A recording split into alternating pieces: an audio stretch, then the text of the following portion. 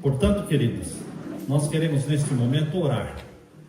Vamos fechar os olhos, levante a sua mão para que Deus veja o pedido que você tem no coração. Levante a sua mão. Pai Santo que estás nos céus, aqui estamos orando e louvando o teu nome. Louvando porque o Senhor é bom, porque é grande o teu poder, porque o Senhor tem respondido às orações, o Senhor tem curado os enfermos, o Senhor tem ajudado as famílias. Obrigado por este privilégio, pela oportunidade de estarmos reunidos em teu nome. Derrama o Espírito Santo sobre cada pessoa, cada filho e cada filha cuja mão está levantada neste momento, buscando a tua bênção, pedindo a tua bênção. Que o Senhor responda às orações, derramando a bênção necessária para cada um. São bênçãos diferentes, Pai. Uns estão buscando cura, buscando saúde física. Outros estão buscando soluções de problemas familiares. Outros têm problemas talvez com o marido ou com o filho, ou com a mãe ou com o pai. Está intercedendo por familiares que estão angustiados. Ouve a nossa oração, ouve as orações e os pedidos que estão sendo feitos. Derrama a tua bênção sobre cada um. Aumente a nossa fé. Derrama o Espírito Santo sobre nós em nome de Jesus, que ao abrirmos a tua palavra, o Senhor abra nossa mente para entendermos a tua palavra, a mensagem tua para nós hoje. Em nome de Jesus que pedimos e todos dizemos amém, Senhor. Amém. Louvado seja Deus. Agora as crianças vão com a tia Leila e nós ficamos aqui. Nós vamos continuar o estudo do Apocalipse com vocês. Abram a Bíblia então em Apocalipse capítulo 1. Apocalipse capítulo 1, nós estudamos com vocês até o verso 8. Capítulo 1 até o verso 8 nós já estudamos. Hoje vamos iniciar com o verso 9. Apocalipse capítulo 1 e o verso 9. A hora que todos acharem, nós vamos ler. Podemos ler juntos? Leiam comigo. Eu, João, irmão vosso e companheiro na tribulação, no reino e na perseverança, em Jesus, achei-me na ilha chamada Patmos, por causa da palavra de Deus e do testemunho de Jesus. Aqui João está falando preso na ilha de Patmos. A Leila e eu fomos até a ilha de Patmos. Tivemos esse privilégio. É uma ilha totalmente rochosa. Hoje ela está na Grécia, pertence à Grécia. Hoje existem cerca de 1000 casas ali, todas pintadas de branco. Mas naquele tempo que João foi mandado para a ilha de Patmos, não tinha casa nenhuma.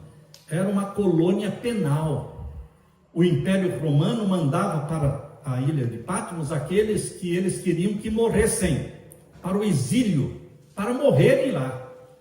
Mas, queridos, a ilha de Patmos, em vez de se tornar sepultura do profeta João, se tornou para ele a porta do céu.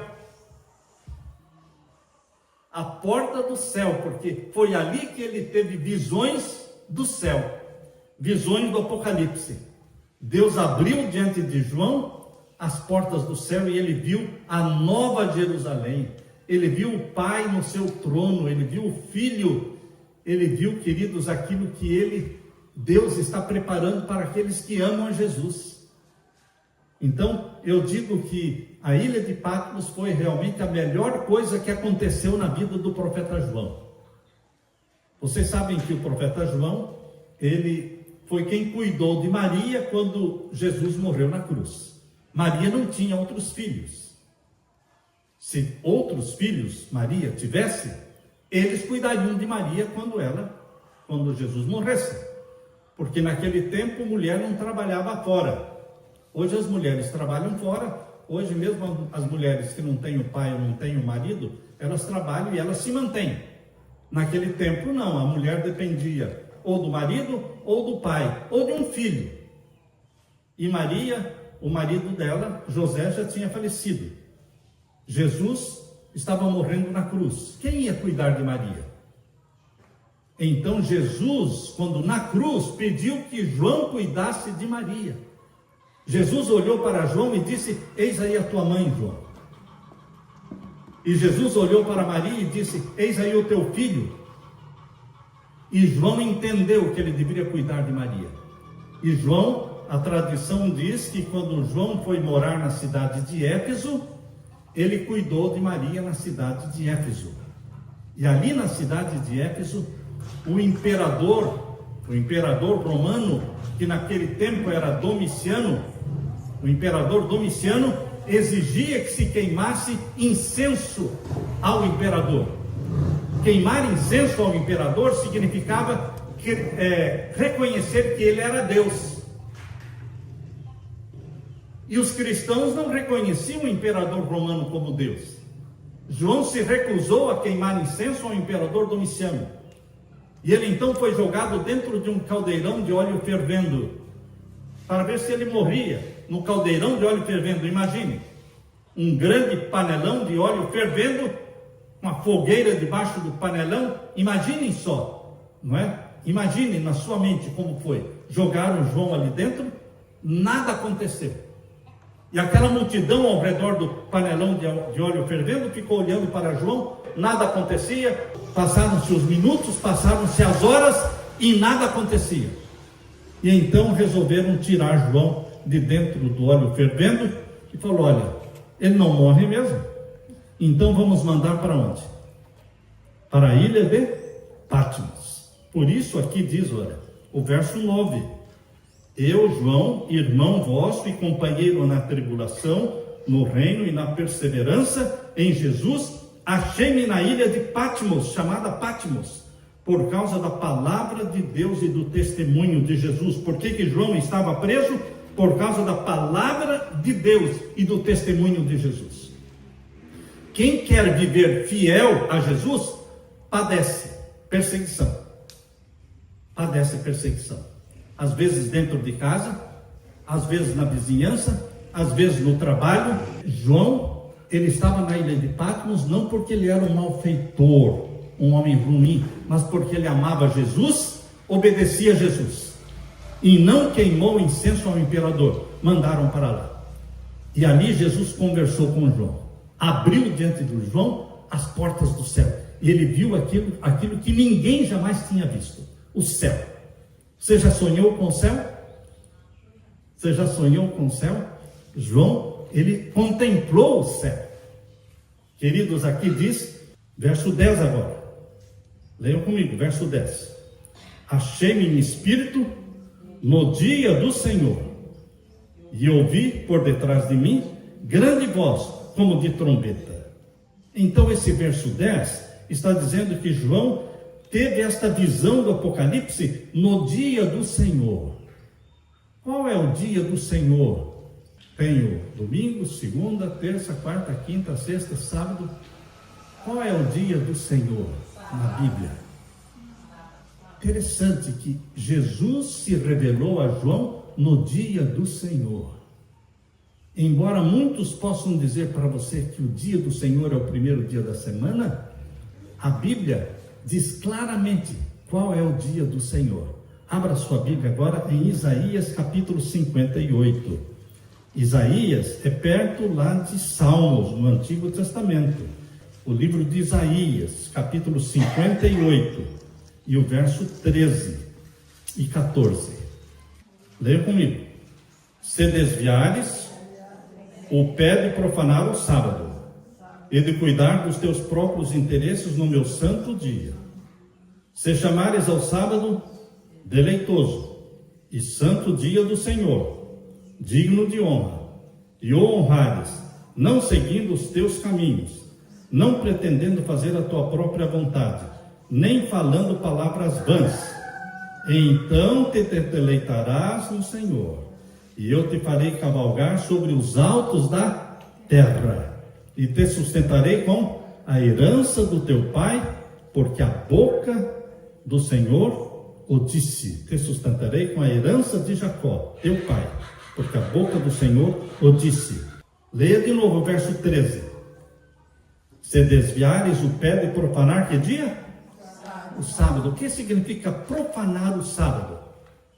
Vender, comprar, viajar, negociar, falar de negócios no sábado é profanar o sábado. Porque o sábado não é dia de você falar em negócios. Quanto vai custar? Quanto é que eu vou pagar? Eu vou fazer isso, vou fazer aquilo. Sábado não é dia de você falar das coisas de cada dia. Cada dia você compra, vende, viaja, negocia, cada dia da semana. Mas o sábado é diferente. Por isso diz aqui o verso 13. Leia de novo. Se desviares o pé de profanar o sábado e de cuidar dos teus próprios interesses no meu santo dia. O que significa cuidar dos teus próprios interesses no dia do Senhor? Você quer trabalhar, fazer algum trabalho? Hoje é sábado, eu vou aproveitar fazer aquilo que eu não pude fazer durante a semana, eu vou fazer hoje. Não, isso é fazer os teus interesses, cuidar dos teus interesses. Deus tem outros interesses para você no sábado.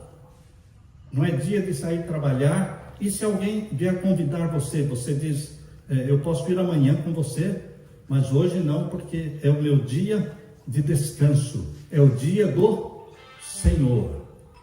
Você pode doar, você pode fazer doações, você pode fazer visitações, você pode levar cestas de alimento à casa das pessoas. É lícito fazer o bem no sábado, é lícito. Mas você não vai comprar, vender, negociar, tá certo? Mas você pode ajudar uma pessoa, mas você não vai receber uma conta no sábado, você não vai receber uma dívida no sábado.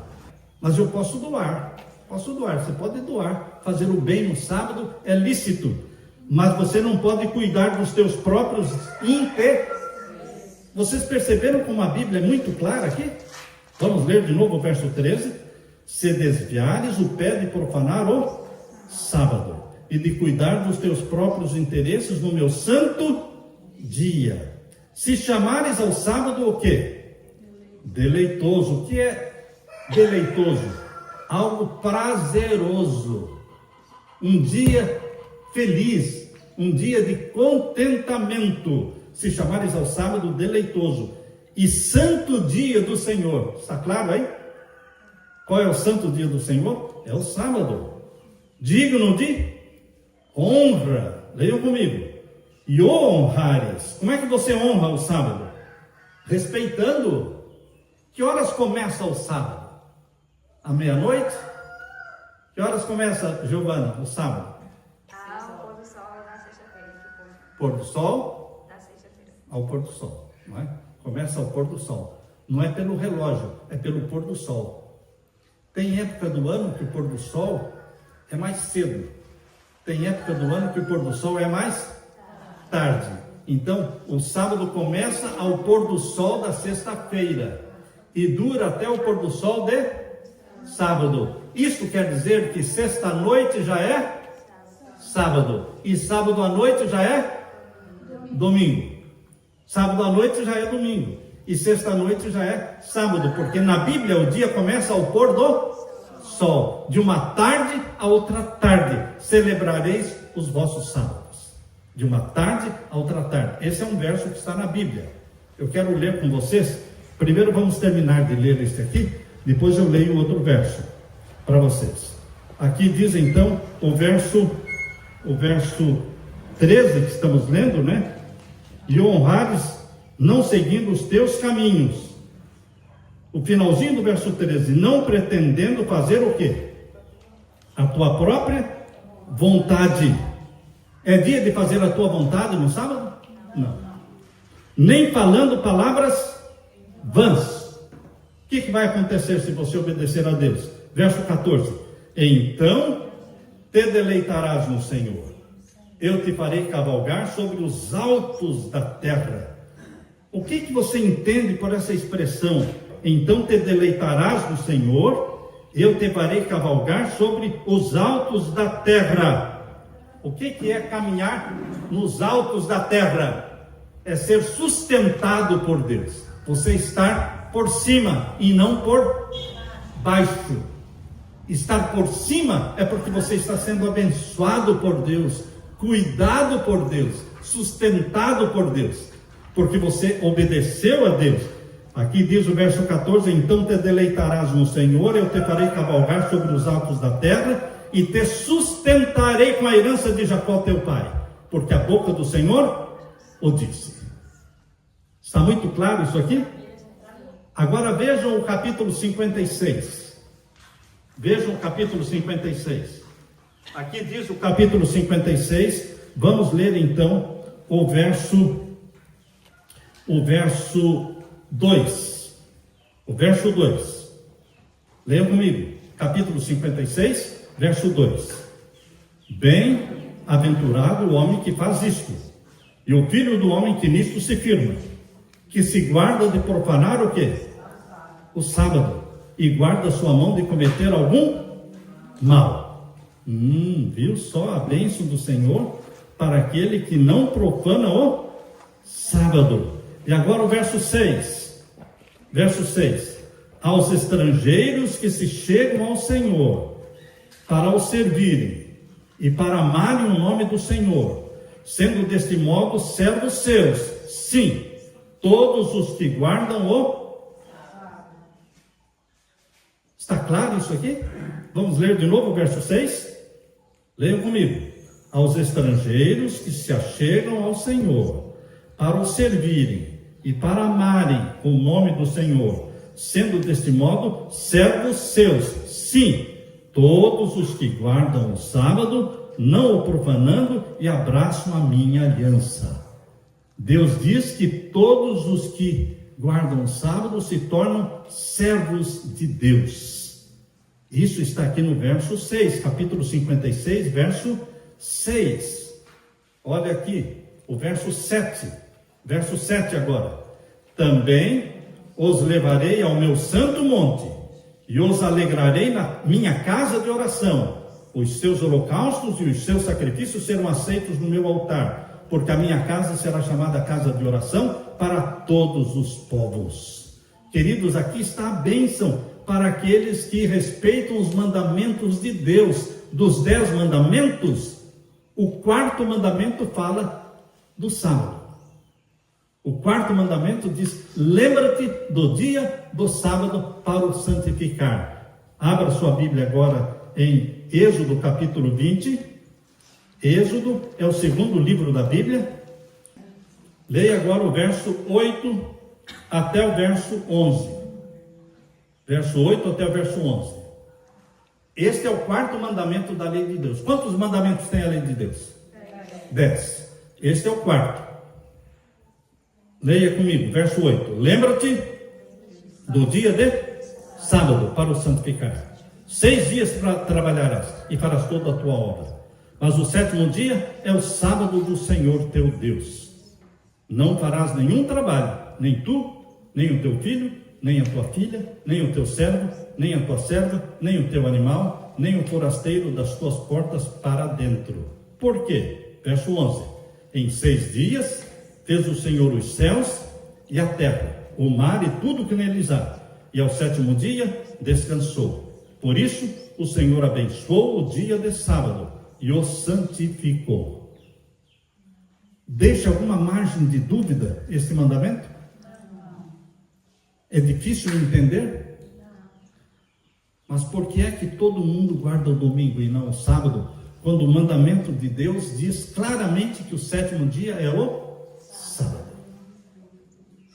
Há pessoas que pensam que o 7º dia é o domingo, porque ele começa contando segunda-feira.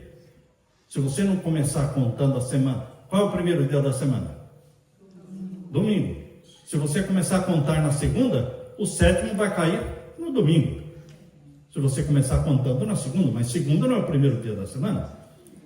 Então, o 7º dia, aqui diz o verso 8, né, o capítulo 20, verso 8, o 7º dia é o sábado.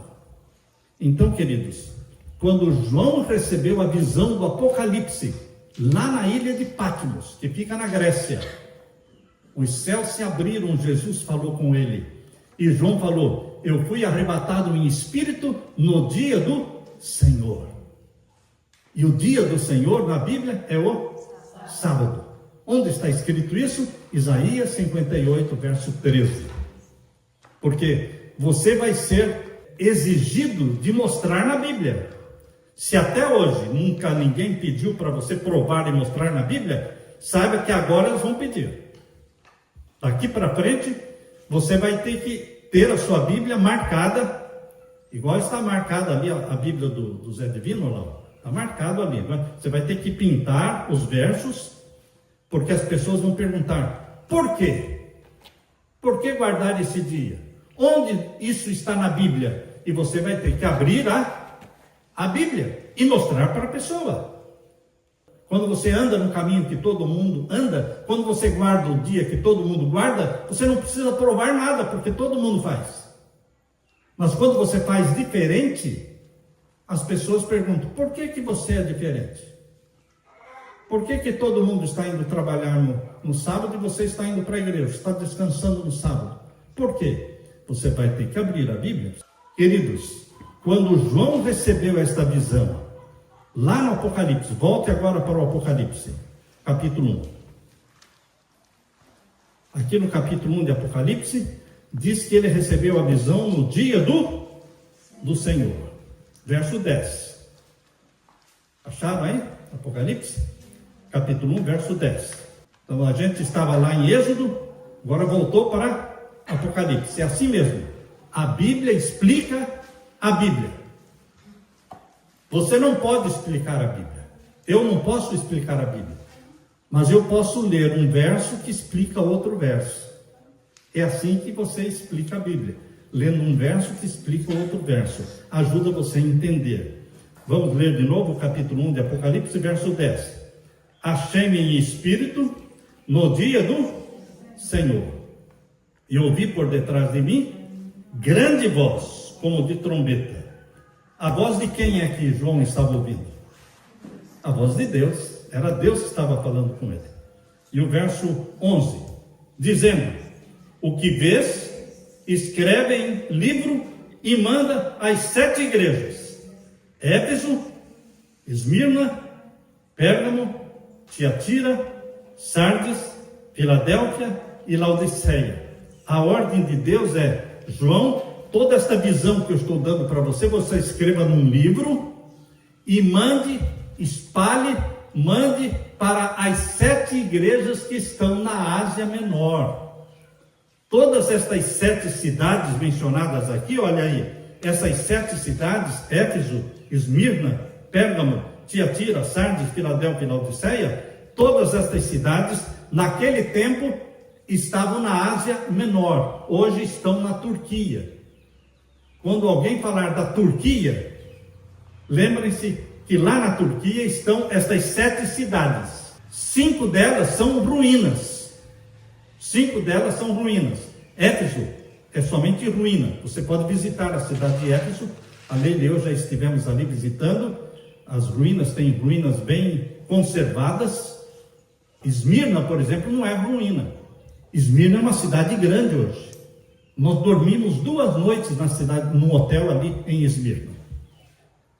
A cidade de Pérgamo também é ruína, mas tem uma vilazinha. Perto da ruína de Pérgamo tem uma pequena vila. Pérgamo fica numa montanha bem alta, que você tem um teleférico, que você entra lá e sobe para este alto da montanha onde está a cidade de Pérgamo. Mas são ruínas. A cidade de Tiatira também é ruína. A cidade de Sardes também é ruína. A cidade de Filadélfia é uma grande cidade hoje, ela existe. Laodiceia é ruína. Então nós visitamos estas 7 cidades. Nessas 7 cidades existiam igrejas cristãs e João escreveu a carta que ele recebeu de Jesus aqui no Apocalipse e mandou para estas 7 igrejas que estavam nas 7 cidades. Leiam comigo então agora o verso 12. Verso 12. Voltei-me para ver quem falava comigo, e voltado vi 7 candeeiros de ouro. Quando João olhou para trás para ver quem estava falando com ele, ele viu o quê? Verso 12. 7 candeeiros de ouro. Lembram-se vocês que no santuário, o santuário que Moisés construiu no deserto, tinha o lugar santo e o santíssimo. No lugar santo tinha o candeeiro com 7 lâmpadas de ouro. Então, quando João viu o candeeiro com 7 lâmpadas, ele estava vendo o santuário do céu. Porque o santuário do céu é igual ao santuário da terra. O santuário da terra, construído por Moisés, era uma ilustração do santuário do céu. O santuário da terra tinha um pátio, um altar de sacrifício, tinha uma pia onde o sacerdote se banhava antes de entrar. Aí tinha 2 salas. A primeira sala chamada Lugar Santo e a segunda sala chamada o quê? Santíssimo. Na primeira sala, nós já estudamos com vocês, não é? Isso aí. Isso está, aqueles que têm a Bíblia com estudo, veja aí. Aqueles que têm a Bíblia com estudo, ou aqueles que têm o livrinho que nós demos um livrinho, não demos? Lá atrás, no finalzinho, bem no final.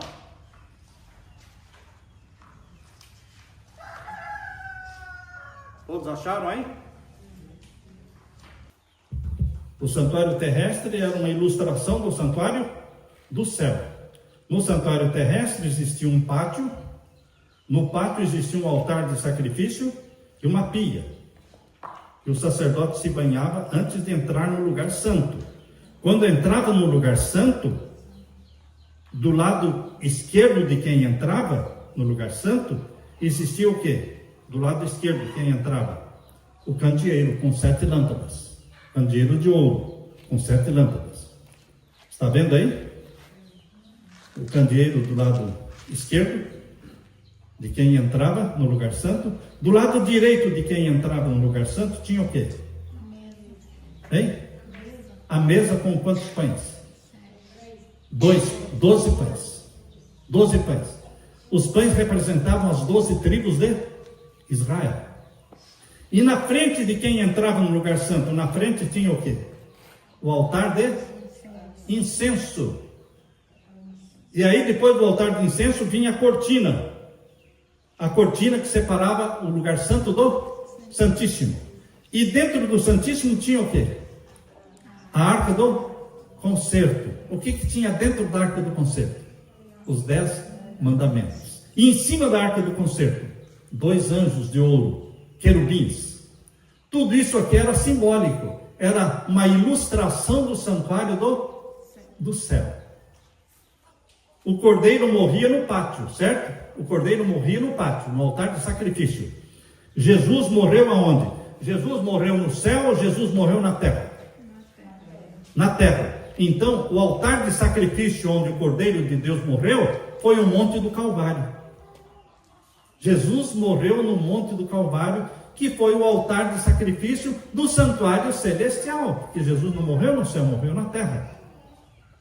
Então, o pátio do santuário celestial é o planeta Terra, e o Monte do Calvário é o altar de sacrifício. Gravem bem na mente isso. Agora, lá no céu, tem o lugar santo e o Santíssimo. E João teve essa visão, agora voltando para Apocalipse capítulo 1, João teve essa visão, quando ele falou no capítulo 1, verso 12, voltei-me para ver quem falava comigo, e voltado, vi 7 candeeiros de ouro. Quando ele diz assim, eu vi 7 candeeiros de ouro, ele está dizendo, eu vi o lugar santo, do santuário do céu. E Jesus estava andando no meio dos 7 candeeiros. Jesus estava se movimentando no lugar santo do santuário celestial. Veja o verso 13 agora. Verso 13. E no meio dos candeeiros, eram 7, né? No meio, um semelhante ao Filho do Homem. Quem é esse semelhante ao Filho do Homem? Jesus. João viu Jesus andando no lugar santo no meio dos 7 candeeiros de ouro. Verso 13. Qual era a vestimenta de Jesus?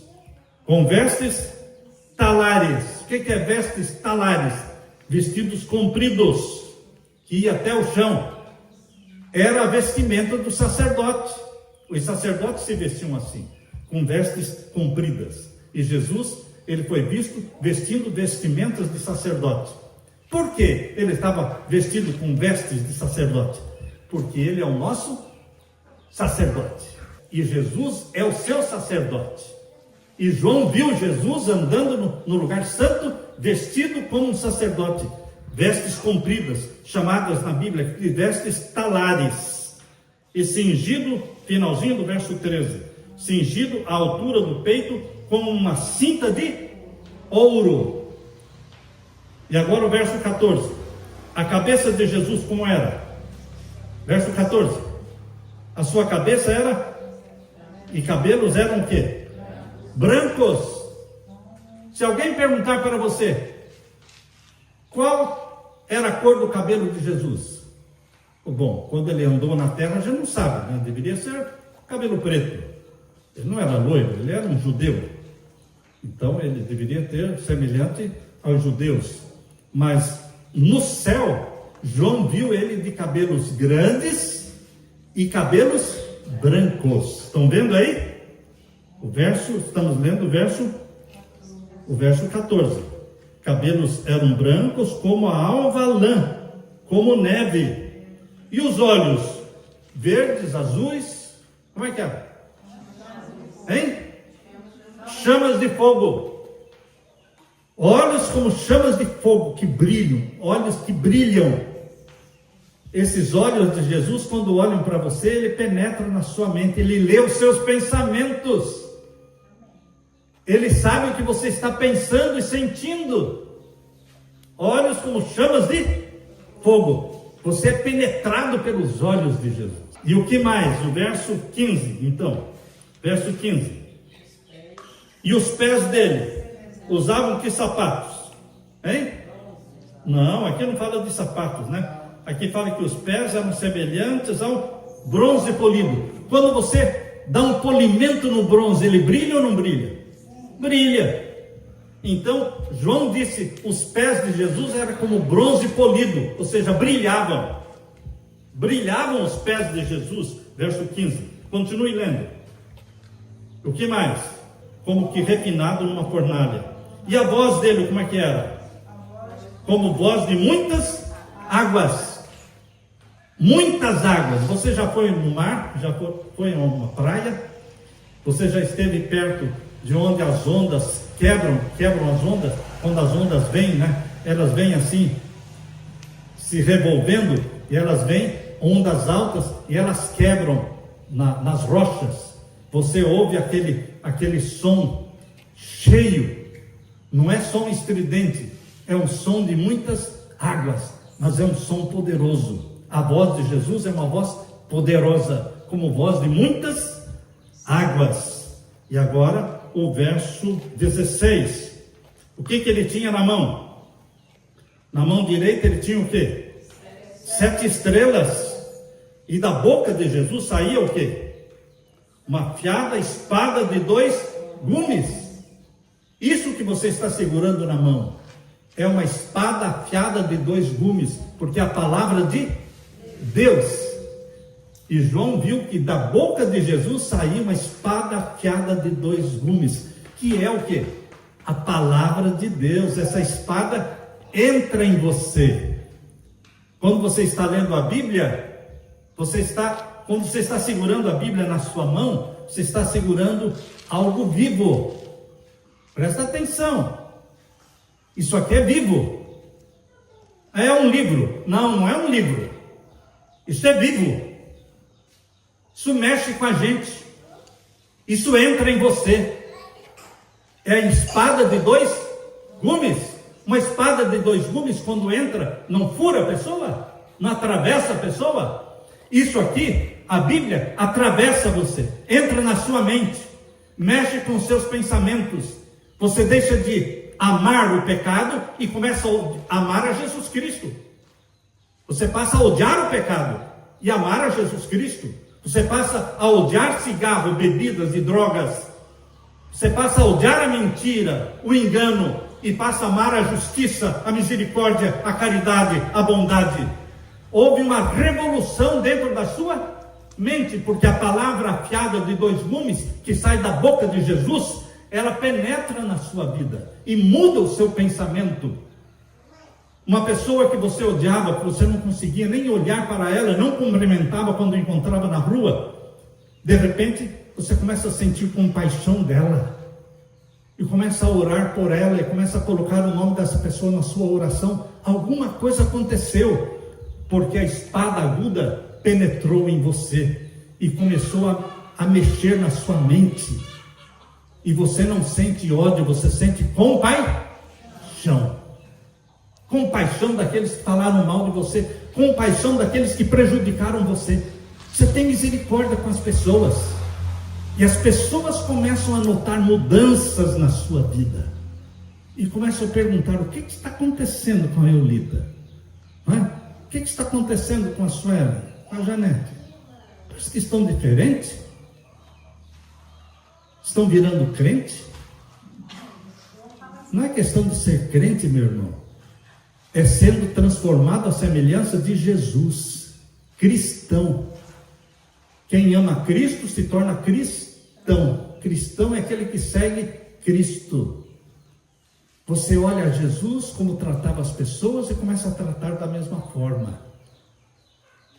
Quando as pessoas tratavam mal Jesus, Jesus não desejava mal para as pessoas.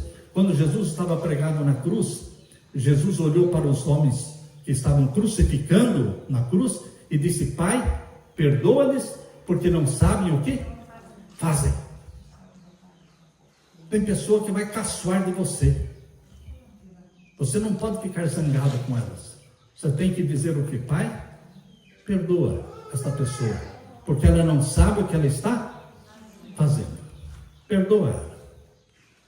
Não tenha vontade de vingança, nem raiva, não. Tenha compaixão. É isso que Jesus sentia das pessoas, compaixão. O que faz esta mudança na sua vida? Este livro. Quantas vezes a Leila e eu fizemos evangelismo de 64 noites? Aqui nós só temos sábados e quartas. Mas nós fazíamos 64 noites sem falhar uma noite. Não podia ficar doente, porque toda noite tinha que ter o culto. Todas as noites. E o salão cheio. E chegavam pessoas bêbados. E algumas pessoas queriam impedir a pessoa de entrar. Eu falei: deixa entrar. Mas ele está bêbado, deixa entrar. Ele entrava, sentava, eu falei: coloca uma Bíblia na mão dele. Aí vai sujar a Bíblia, coloca a Bíblia na mão dele. Colocava a Bíblia na mão dele. No outro dia ele voltava sem estar bêbado. No outro dia ele já trazia a esposa, já trazia os filhinhos dele. Ele se sentiu amado. Ele se sentiu abraçado. E a Bíblia na mão dele. Mas ele não sabe ler. Não importa que não sabe ler, mas coloca a Bíblia na mão, porque isso aqui é vivo. A Bíblia é um livro vivo, que penetra, que mexe, que transforma.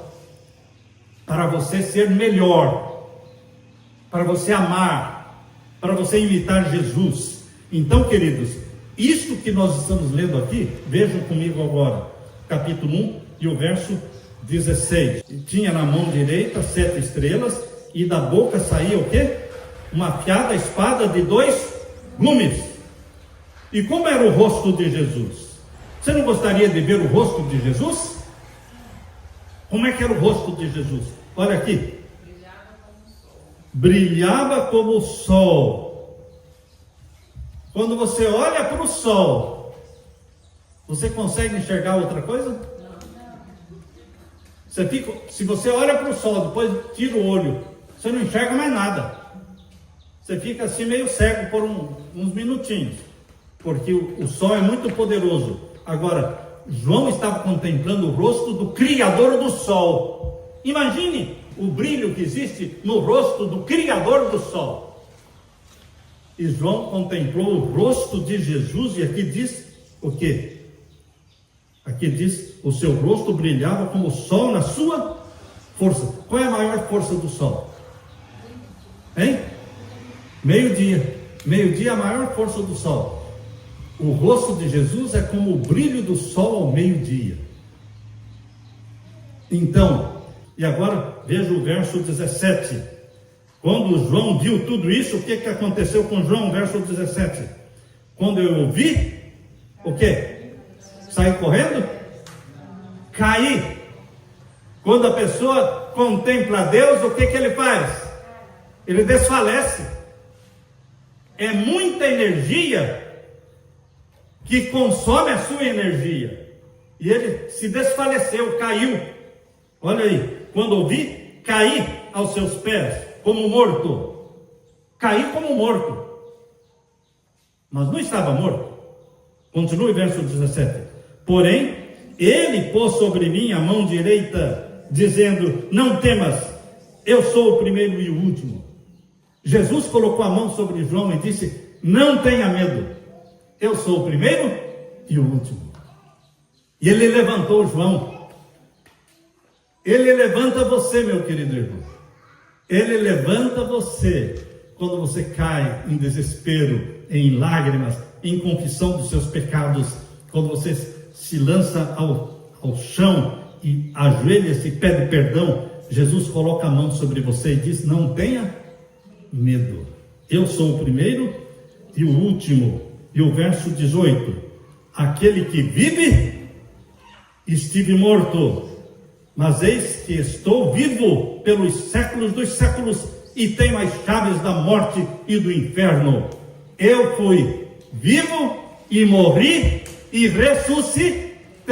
É isso que ele está dizendo aqui, o verso 18. Aquele que vive, estive morto. Ele morreu na sexta-feira e ressuscitou que dia? No domingo. Morreu na sexta, ressuscitou domingo.